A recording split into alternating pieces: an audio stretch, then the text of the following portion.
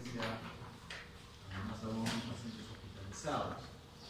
Para hablar de equilibrio ácido-básico, recordar pues que la concentración de hidrogeniones en el plasma es una décima, centésima, milésima, 10 milésimas, 4 o 10 milésimas de mil equivalentes por litro, o sea, una insignificancia. Por lo tanto, es un poco difícil hablar de 150 como sería el cloro, el potasio en la célula, o 140 como sería el sodio en el extracelular. Es por esto pues que apareció el concepto de pH, ¿no? Entonces, esta cantidad es traducida como un pH promedio. El pH promedio es 7.4. 7.4. Si está aumentada la concentración de hidrogeniones, entramos al lado de la acidemia. Si está disminuido los hidrogeniones, entramos al lado de la alcalemia. ¿Correcto? Y cuando la acidemia da síntomas o signos, ya se llama acidosis, ¿no? Ya es una enfermedad.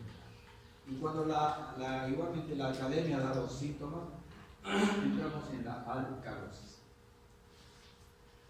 Para mantener este promedio de pH 7.4 más menos 0.4, el organismo tiene un sistema. Primero, de envoltorios por donde elimina hidrogeniones o retiene hidrogeniones, principalmente pulmón y riñón. ¿Correcto? No se puede hablar así a nivel digestivo. Por piel tampoco se puede hablar así. Así que solamente nos queda el pulmón y el riñón. Pero también tiene un sistema de amortiguación que permite que cuando se eleva un hidrogenión con el amortiguador lo bajemos al máximo, llevarlo o cercano al horno, o lo contrario. Este es el sistema Buffer de amortiguadores que les han enseñado en bioquímica. Bueno, Hasselbalch permitió hablar ahora de pH, ¿no? El organismo va a seguir la concentración de hidrógeno. Entonces, primero debemos saber cuáles son las fuentes de hidrogenio, para saber de qué estamos hablando. Vemos acá que las fuentes podemos dividirlo en ácidos hidrogeniones volátiles y no volátiles. El volátil es el anhídrido carbónico, que ya saben, a través del agua, ácido carbónico, se erode el ácido carbónico y bicarbonato hidrógeno y eliminamos el hidrógeno. Y los no volátiles son hidrogeniones fijos, principalmente producto del metabolismo de aminoácidos, en casos especiales de la grasa, ¿no? Las proteínas.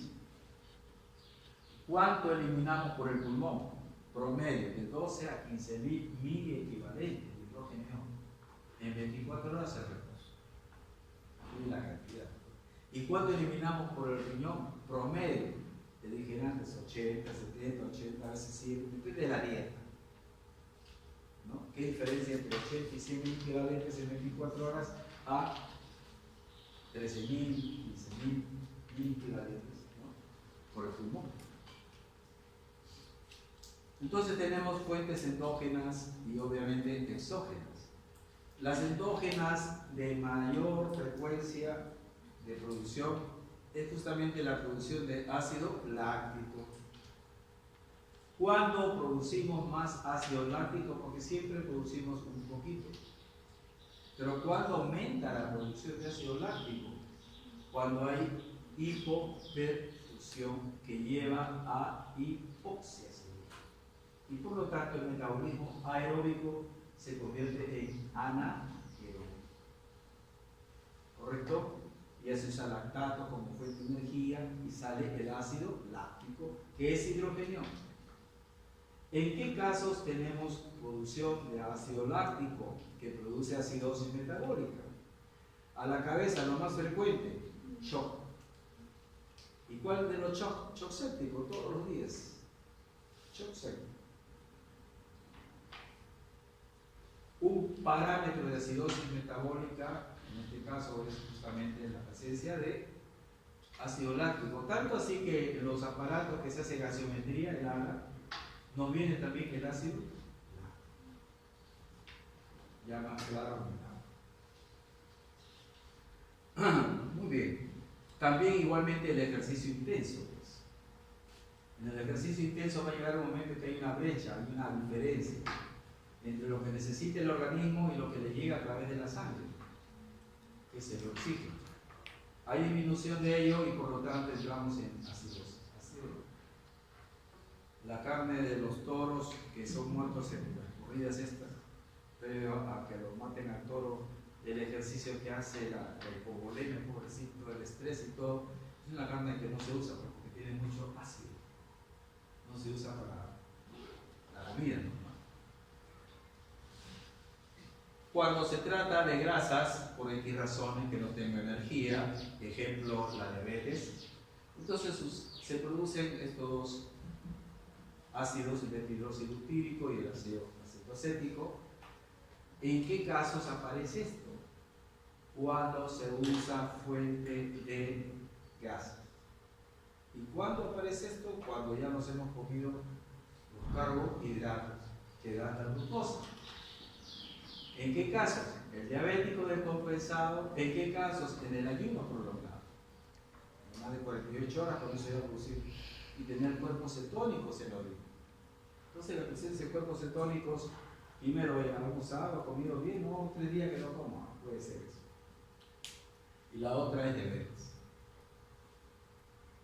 Fuentes exógenas. Bueno, sustancias que nos ponen, que se volvió loco el médico y le pone cloruro de calcio o cloruro de amonio, ya no existe eso casi, ¿no? Pero sí lo que existe como fuente exógena frecuente es la intoxicación con etilenglicol y con metanol. El alcohol que nosotros tomamos cuando estamos contentos, queremos tomar licor, es el alcohol etílico, etanol. ¿Correcto? Ingresa al organismo, inmediatamente es metabolizado en el hígado de hidrogenasa alcohólica. Y luego es eliminado pues, por el pulmón. Pero el metanol, que es un tipo de alcohol, este es un alcohol dañino. Daña, destruye principalmente el sistema nervioso, estructuras.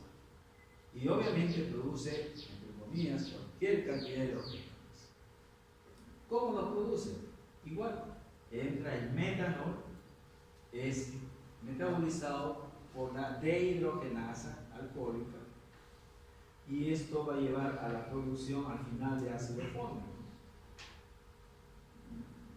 hidrogenio, dañino al sistema nervioso. Entonces, con frecuencia se ve en emergencia intoxicación por metanol con acidosis metabólica. ¿Cuál es el tratamiento? Tratar de bloquear a la enzima de hidrogenasa alcohólica para que no pase el metanol a ácido fórmico. Pero no tenemos la boya, una sustancia fomeprazol que lo tienen los americanos, carísima. Pero acá tenemos ron. Bueno, si les gusta whisky, tenemos alcohol etanol, ¿no? Y el tratamiento es darle justamente alcohol etílico. Cuando ingresa el alcohol, se apropia, entre comillas, de la dehidrogenasa alcohólica y entonces el metanol ya no se metaboliza, no se forma más ácido fórmico y la producción de hidrogeniones cae. ¿Correcto? Entonces el tratamiento, no sé si lo sabían, aunque no lo crean, es alcohol etílico. Les cuento una anécdota. El primer caso que tuve de esto del metanol, porque no es frecuente, no es infrecuente, era un muchacho de unos 30 años, llegó y casi en coma,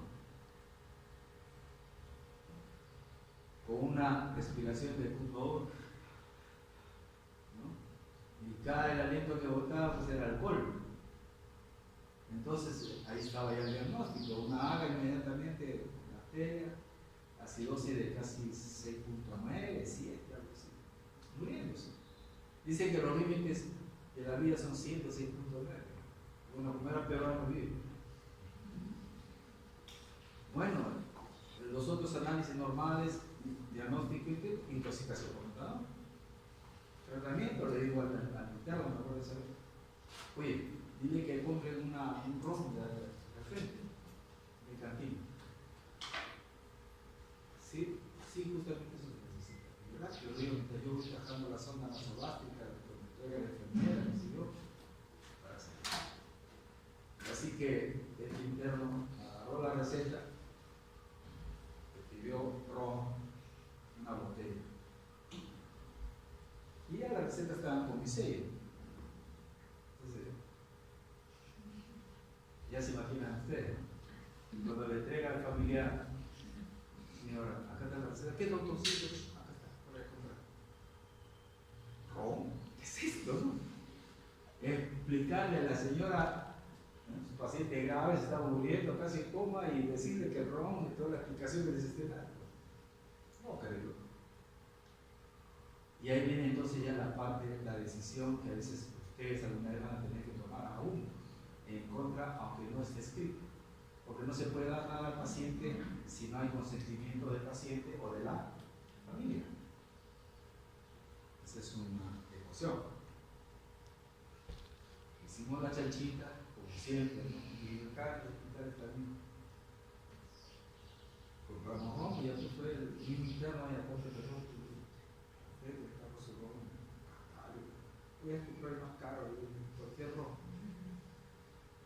Y hago la sonda, la hablé, y ya viene la parte terapéutica, 4 gramos de alcohol. Hay que sacar porcentaje, que el ron tiene un problema de 40 o 50% de alcohol. Hace una regla de 3 y de acuerdo al kilo de peso se le va dando y por un tiempo, ¿no? Y el paciente salió felizmente a las casi 2 días, 36 horas. Pero esa es una anécdota, tengan mucho cuidado con los enfermos. Bueno, acá entonces alcohol, metanol. Pero también, la primera lámina dije nosotros, porque estamos vivos, producimos hidrógeno y iones, ¿no? 70, 80 mil equivalentes diarios, producto de la metabolismo.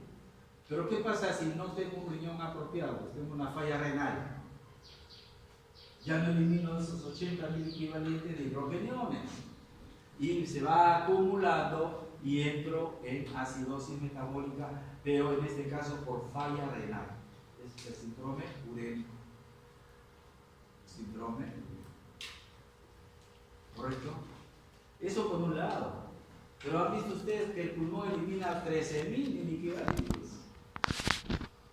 ¿Se imaginan ustedes? ¿Y qué pasa si tengo una fibrosis pulmonar? He fumado, me da de bacán, entre comillas, de pobre. ¿No? Problemas pulmonares crónicos, fibrosis, o soy minero, mala suerte, se acumulan minerales en mi cuerpo, neumoconiosis, o enfisema por el cigarro, bronquitis crónica, etc. Falla respiratoria crónica, comienzo a retener CO2. Y si retengo CO2, entro en una acidosis, pero ya de tipo respiratorio. Entonces es otra manera de llegar a acidosis. Claro que hasta el tema de acá es acidosis metabólica. Lo del pulmón se lo estoy dando como una adyacente, ¿no? Para remarcar que también es importante, ¿no? Defender nuestros órganos. Bueno, ya esto ustedes saben, bioquímica, ciclo de 3, ácidos volátiles, ácidos fijos.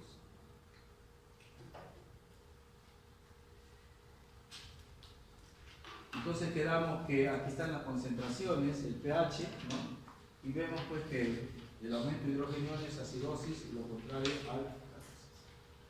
Y siempre hay una balanza entre los ingresos o lo que producimos nosotros y los egresos que lo brota el riñón y el pulmón.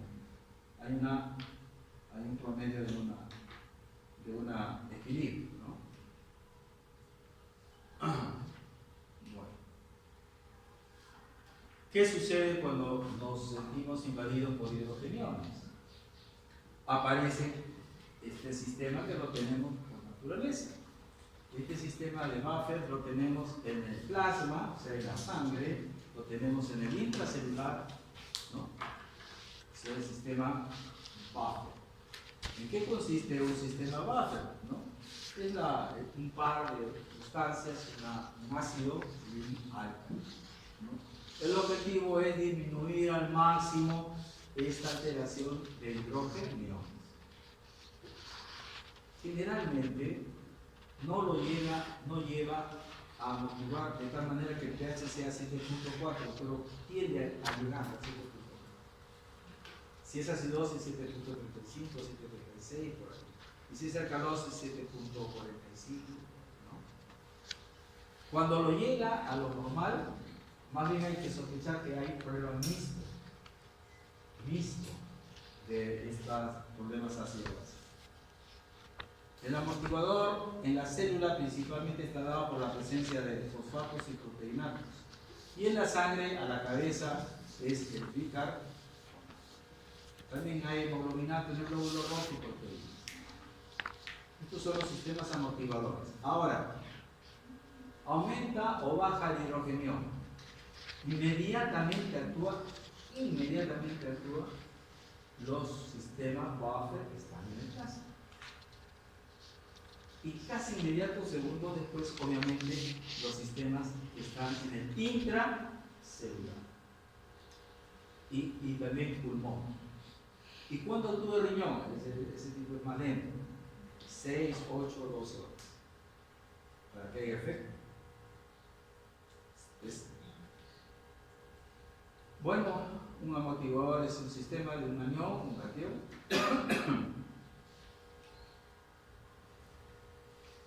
Obviamente, si entra un ácido, en este caso estamos pongamos que le pongamos ácido clorhídrico, un ácido, ¿no? El ácido se va a unir a un buffer, pero ¿a qué componente del buffer? Al componente alcalino, que se entiende, al bicarbonato. No va a ser pues al ácido, ¿no? Y va a dar lugar a una sal que va a perderse por el riñón y no a ácido carbónico. Y de esa manera se elimina el ácido carbónico y la sal. ¿Pero qué he consumido? Bicarbonato. Por lo tanto, como veremos después, ¿cuál es el parámetro básico que indica que hay acidosis metabólica? Obviamente pH disminuido, bicarbonato bien disminuido. Pero todo parte de este concepto que estoy dando. Cuando tenemos un desequilibrio ácido-básico, tenemos problemas de acidosis o alcalosis, ¿no? Y mixto, que no se va enseñando en el caso, lo hacen en clínica. ¿Qué debo hacer yo? Primero, determinar el problema primario. ¿Es metabólico o es respiratorio? ¿Es acidosis o es alcalosis? Primera pregunta, entonces, ¿qué veo? pH. Por ahí, pH ácido, muy bien, acidosis. Lo otro, alcalosis. La siguiente pregunta es, ¿cuál es el otro apellido? ¿Es respiratorio o es metabólico? Es la siguiente pregunta. Luego tengo que entender que hay mecanismos que compensan. Los mecanismos compensatorios. Ejemplo típico, la acidosis metabólica. Tengo acidosis metabólica porque soy diabético, cetoácidos. ¿Cómo compensa el pulmón? Respirando profundamente, aumentando la respiración, la frecuencia respiratoria, aumentando la cantidad de aire que eliminemos por minuto. Entonces, ¿cómo se llama ese mecanismo que trata de compensar al problema metabólico? Se llama mecanismo compensatorio. En ese caso hay una alcalosis respiratoria secundaria a acidosis metabólica. Entonces, la mamá ha sido la acidosis metabólica, la consecuencia para compensar alcalosis respiratoria secundaria a la acidosis metabólica. Tenemos acidosis respiratoria. El problema básico es el CO2. Entonces primero vi el pH, y volví un pH de 7.3, así. Inmediatamente veo el CO2. Si es acidosis respiratoria, el CO2 tiene que estar elevado. ¿Cómo se llama ese término en medicina? Hipercarga. Hipercarga. Muy bien. Entonces tengo los cambios primarios en una acidosis respiratoria, ¿no? pH disminuido y hipercarga, mayor de 40 milímetros de mercurio del PCO2. ¿Cuál es el mecanismo compensatorio? ¿Qué le está pasando a ese paciente? Tiene aumentado los hidrógenos. ¿Qué debe hacer el riñón? ¿Retener hidrogeniones o eliminar hidrogeniones? Eliminar. ¿Cómo lo elimino? Disminuyendo la reabsorción de hidrogeniones o aumentando la secreción de hidrogeniones. Por lo tanto, la orina de esa persona, ¿cómo me va a salir? ¿Una orina alcalina o una orina ácida? Ácida. Típico. ¿Correcto? Siempre y cuando todo esté normal. Entonces tengo acá y por otro lado, ¿qué voy a retener? Elimino hidrogeniones y retengo bicarbonato. ¿Se acuerdan de esa célula tubular proximal en la cual CO2 más agua y otro hidrogenión y retengo bicarbonato? Ya, pues acá está. La magia. ¿Correcto? Entonces es así como se explica que el bicarbonato aumenta. Objetivo, disminuir, mejor dicho, mejorar disminuir los hidrogeniones y llevar a un pH adecuado cercano a 7 puntos. Entonces en rojo acá arriba está el problema primario y en rojo acá abajo está el cambio secundario. ¿Ok? ¿Qué sucede? Ahora, obviamente, a ver, aquí la causa más frecuente de retención de CO2 entonces es la hipoventilación. Causa de hipoventilación, N. ¿Correcto? Enfermedades respiratorias, pero también si yo tengo un problema de una obesidad, me siento, duermo, la ventilación es adecuada, comienzo a retener CO2. Pero eso es momentáneo. Pero las enfermedades pulmonares que llevan principalmente a hipoventilación. En la alcalosis respiratoria es lo contrario.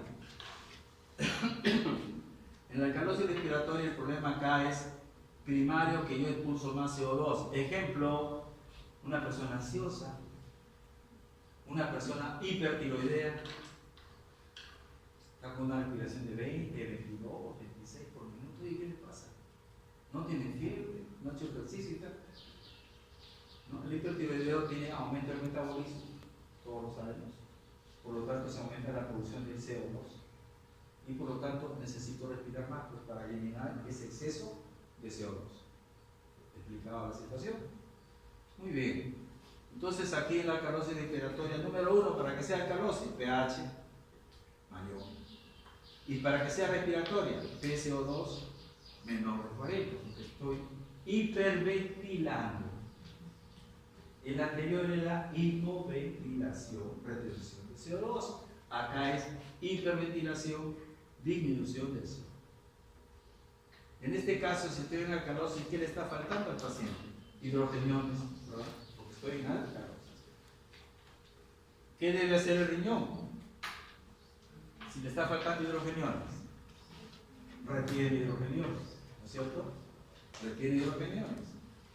¿Y qué va a eliminar? Tratar de eliminar bicarbonato. Ok.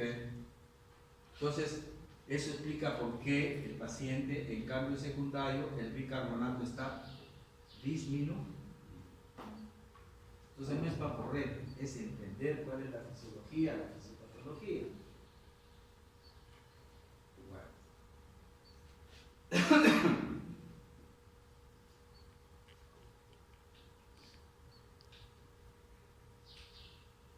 En cuanto a acidosis metabólica, primero que es, ya saben, la lámina que le he puesto, un exceso de producción de hidrogenión o porque me vine de la calle, metanol, ejemplo que les he dado, ¿no?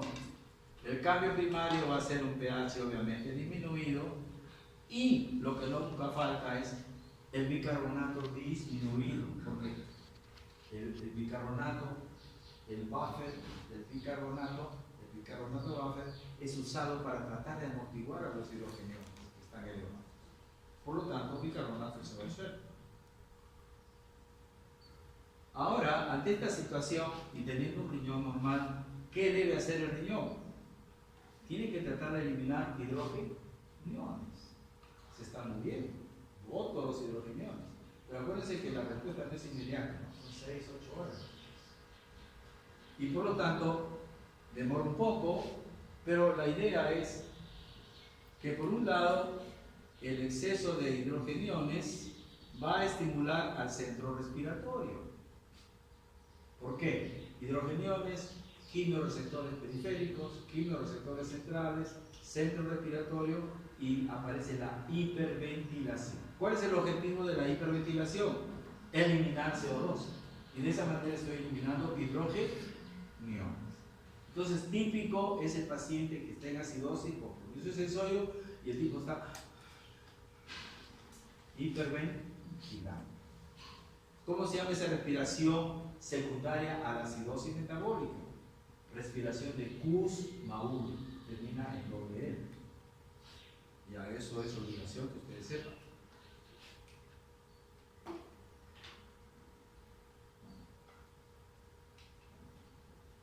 Bueno, entonces el riñón, el organismo está repleto de hidrogeniones y tiene que eliminarlos. El riñón tiene que actuar para eliminar los hidrogeniones. Ya hemos visto que los hidrogeniones de por sí producen hiperventilación, pero no basta, necesito más que el riñón. ¿Qué forma de eliminar el hidrogenio tiene el riñón? A través de buffers. ¿Cuáles son estos buffers? Esta es la primera, ¿se acuerdan? Hidrogenión, bicarbonato, ¿no? Se elimina hidrogenión. El hidrogenión que se elimina producto del metabolismo celular se va a unir con el agua, ¿no? Se forma con se une con el radical HCO3, se produce ácido carbónico y el ácido carbónico se desdobla ¿en qué? CO2 y agua.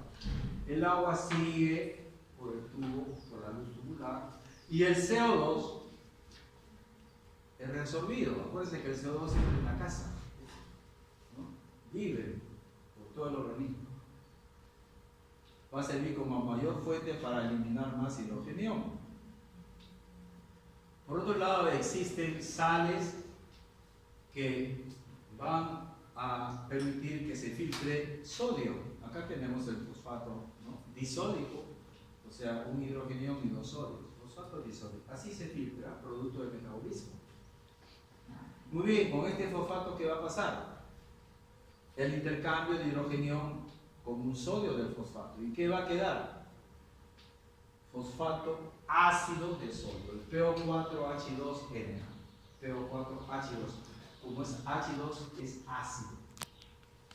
Mientras que al otro se le dice PO4HNA2. Entonces, este fosfato ácido de sodio se elimina por la luz tubular, pasa por la orina, se elimina a la calle y es una rica fuente de eliminar hidrogeniones. La otra pregunta, ¿y cómo se llama esta forma de eliminar el exceso de hidrogeniones a través del fosfato? A eso se llama el término de acidez titular. Pregunta de Boden, acidez titular, ¿correcto? Entonces, la forma como elimina hidrogeniones con el fosfato es acidez titular. Por último, hay otra manera, ¿no? La deaminación de algunos aminoácidos, la glutamina, va a dar lugar a la formación de amoníaco. El amoníaco pasa y se une con un hidrogenio producto del cloruro de sodio y se forma cloruro de amonio. Entonces es otro buffer como el riñón elimina hidrogenio. Conclusión, ¿cuántos buffers tengo? 3 buffers. con el bicarbonato, con el fosfato, entre comillas, acidez titulable, y a través de la producción de amonio, cloruro de amonio. Son las tres formas de eliminar el exceso de hidrogeniones en una acidosis metabólica. Bueno, acá vienen los detalles ya para que les guste ver más.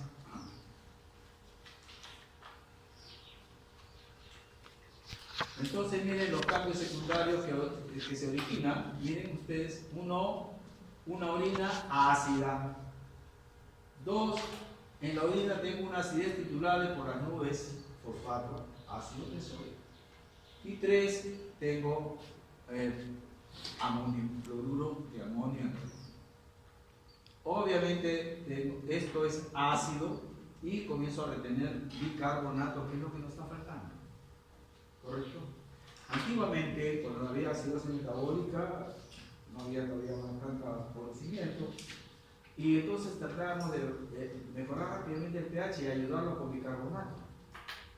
Pero ¿qué pasaba? ¿No? A veces se pasaba la mano y lo pasábamos de 7 que venía, lo pasábamos a 7.3. Entonces le producíamos como temporalmente algo así como una alcalosis momentánea. Y eso perjudicaba la oxigenación de las células y del paciente empeorado. Ahora no. Suficiente con que llegue a 7.1, 7.15 o 7.2 y el resto ya es el tiempo y el manejo medio. Ya no nos alocamos con generales. Ese es el objetivo. El sodio. Catión sodio promedio 140 miliequivalentes. A un catión, otro anión. ¿No es cierto? Si tengo 140 sodios, debo tener 140 aniones que se van a unir a los 140 sodios. ¿Cuáles son los aniones principales que se unen con el sodio? El bicarbonato, promedio 24, y el cloro, promedio 104, 104, 108, 128. Doctor, 128, pero yo tengo 140 y esos 12, 13. O sea que hay 12, 13 miliequivalentes de sodio que no tienen anión. No. Lo que sucede es que existen aniones, sí, pero no son dosables en el laboratorio común que tenemos en el planeta Tierra. ¿Correcto? Esos aniones no dosables hacen que en teoría exista el concepto de anion gap, brecha aniónica. Ese es en teoría, que no puede ser en la práctica.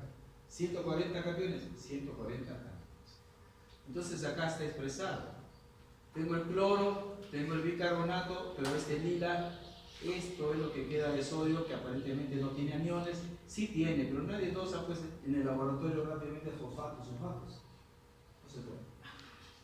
De tal manera que esto, cuando yo pido un sodio, pido un cloro y un bicarbonato, y hay una brecha mayor de 12, más o menos 2 miliequivalentes, yo puedo decir que hay una brecha aniónica anormal. ¿Cuándo sucede esto? Principalmente en la acidosis metabólica. Entonces, la acidosis metabólica típica generalmente está asociada a una brecha aniónica o anion gap elevada. Ya no es 12 o 14, será 15, 18, 20. Sirve en todo caso para monitorizar. Respecto a la alcalosis metabólica, ¿no? Un cambio primario, aquí es obviamente el pH que está mayor de 7.4 y como es alcalosis metabólica tengo bicarbonato elevado. Si el bicarbonato está elevado, obviamente ¿cuál va a ser la respuesta del riñón? Eliminar bicarbonato. Por lo tanto la orina no es ácida, es alcalina, ¿no? Yo voy a tener una orina alcalina, ¿no? Un pH alcalino. Aquí algo muy importante, la mayoría de problemas de alcalosis metabólica se asocian a deshidratación, a pérdida de líquidos y electrolitos. Y a veces tenemos problemas con el potasio. Y si hay problema de potasio, entonces no hay con quién intercambiar el bicarbonato que tengo que eliminar, ¿no? Y por lo tanto, voy a seguir eliminando hidrógeno. O sea, a pesar que estoy con alcalosis metabólica y que debo eliminar una orina alcalina, estoy eliminando una orina ácida. Inmediatamente se me para lo de oye, debe tener problema con el potasio. Pido potasio y el potasio está disminuido. Tratamiento, darle potasio. Una aplicación de este concepto. Vamos a hacer un ejercicio de acá. A ver cuál hagamos. Haremos este que está pegado. Con los datos que le he dado, con la herramienta que le estoy dando, y con esto concluimos. Tengo un paciente con estas características. Tiene un bicarbonato de 29 miliequivalentes. Vamos a analizar cada parámetro que nos dan, ¿ya? Pero quiero la ayuda de ustedes. Estoy con un problema disponiendo. Si tengo un bicarbonato 29, la pregunta es, ¿está normal, elevado o disminuido? Muy bien, elevado. Si está elevado el bicarbonato, ¿qué puede ser desde el punto de vista ácido-básico? ¿Asociado a una acidosis o asociado a una alcalosis? A una alcalosis. ¿Correcto? Hasta ahí el dato y me queda en mi cerebro. Avanzo. Y me dice que la orina es alcalina. Si estoy asociado a una alcalosis y la orina es alcalina, significa que el riñón está eliminando lo que le sobra. O sea, está jugando bien. ¿Correcto? Muy bien. Pero ahora me dicen que el CO2 es 45. ¿Cómo está eso? ¿Aumentado o disminuido? Aumentado. Y si está aumentado, entonces estoy diciendo que hay una acidosis respiratoria hasta ahí. ¿Está bien? Entonces ponen acostadito, está aumentado, posibilidad, acidosis respiratoria. Muy bien. En la parte teórica que les he dicho, ¿qué sucede cuando está elevado el CO2?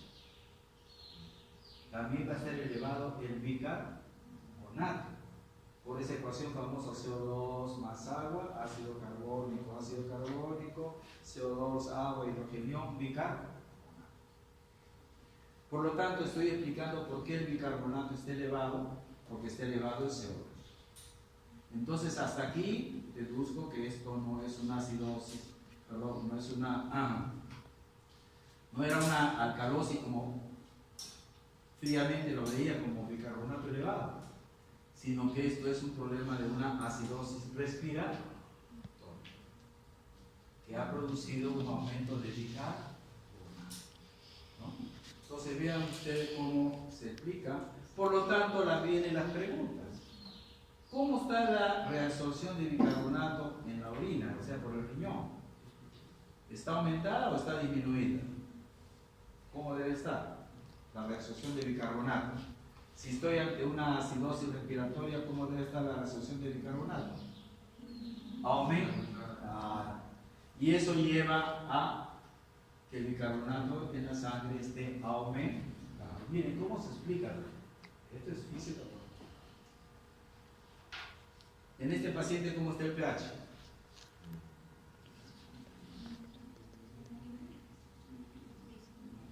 Disminuido. Acidosis. Porque como acabamos de decir que es una acidosis respiratoria. ¿Y cómo está la secreción de hidrógeno por la orina? ¿Estará normal, aumentada o disminuida? ¿Ah? La secreción debe estar aumentada, ¿no es cierto? Porque estoy rico en hidrógeno. Y la ley dice, el riñón elimina todo lo que puede eliminar si está en exceso. Entonces, esto es una manera práctica de utilizar los conceptos que les estoy dando. ¿Se entendió la figura? Creo que sí, ¿no? Entonces, para estas láminas, porque alguna de estas puede venir con otros números, tienen que hacer ese juego, ese razonamiento. Y con lo que le he dicho, tienen las herramientas para poder llegar a un diagnóstico si es acidosis, alcalosis, si es respiratoria o metabólica. ¿Que va a venir una pregunta de esto? Sí va a venir, como un caso clínico. ¿Correcto? Pero obviamente con otros números. Entonces, acuérdense de lo que cómo hemos razonado. ¿Preguntas? Esto háganlo, por favor. Gánense su puntito. En el grupo anterior, el examen, 50% aprobó y 50% desaprobó. Bueno, ¿preguntas? Entonces quedamos que la próxima semana es exposición, me traen las carpetas, no hay excusa.